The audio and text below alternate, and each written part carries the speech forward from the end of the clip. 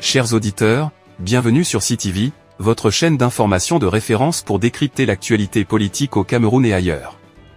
Aujourd'hui, nous plongeons dans les profondeurs d'un conflit au sommet de l'une des institutions les plus stratégiques du pays, la Société nationale des hydrocarbures, la SNH. Entre intrigues de pouvoir, tensions internes et influences occultes, une bataille fait rage, opposant Nathalie Moudiki, épouse de l'administrateur directeur général Adolphe Moudiki, à Ferdinand Ngo, secrétaire général de la présidence et président du conseil d'administration de la SNH.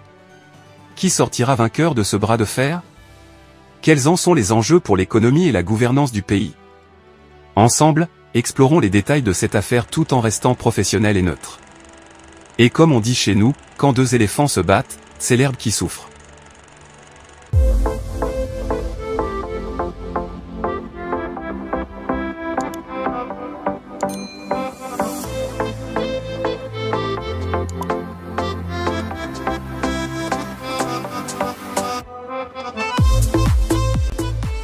La SNH, colonne vertébrale de l'économie camerounaise, est aujourd'hui paralysée par des querelles internes.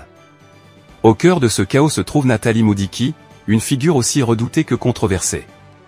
Ancienne attachée de direction, elle a su gravir les échelons grâce à son réseau et sa proximité avec Chantal Biya, l'épouse du président.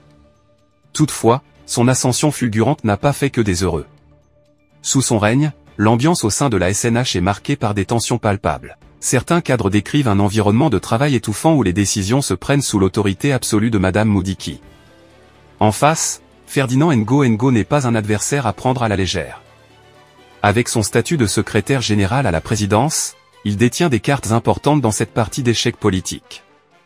Pourtant, ses tentatives de convoquer des conseils d'administration sont systématiquement bloquées. Un poulet bien dodu peut attirer le chien comme le chat, dit-on souvent. Et dans ce cas, la SNH, avec ses ressources stratégiques, est l'enjeu d'une lutte d'influence qui dépasse les murs de l'entreprise.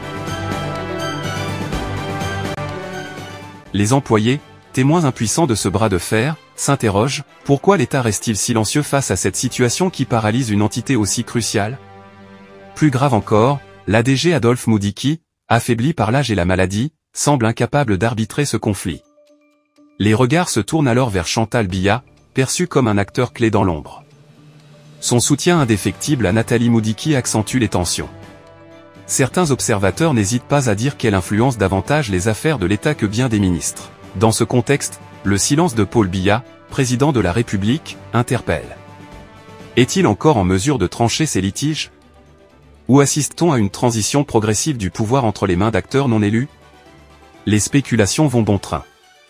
Ce conflit à la SNH révèle une tendance inquiétante, celle d'une élite plus préoccupée par ses intérêts personnels que par le bien commun. Le Cameroun mérite mieux que des querelles intestines qui sapent la crédibilité des institutions publiques.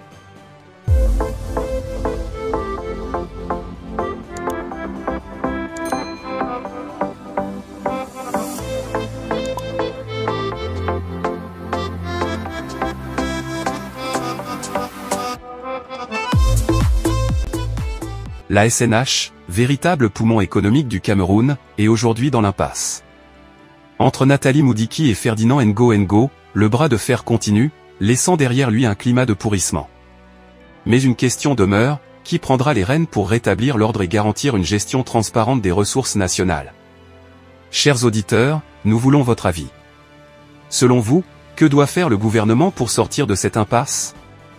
Quels mécanismes peuvent être mis en place pour éviter de telles luttes d'influence dans nos institutions stratégiques? Quand la case brûle, chacun doit apporter son seau d'eau, dit un proverbe africain. Et vous, quel seau apporterez-vous pour contribuer au débat? Si vous avez aimé ce reportage, n'oubliez pas de vous abonner à CTV et d'activer la cloche de notification pour ne rien manquer de nos analyses. Ensemble, restons informés, restons engagés.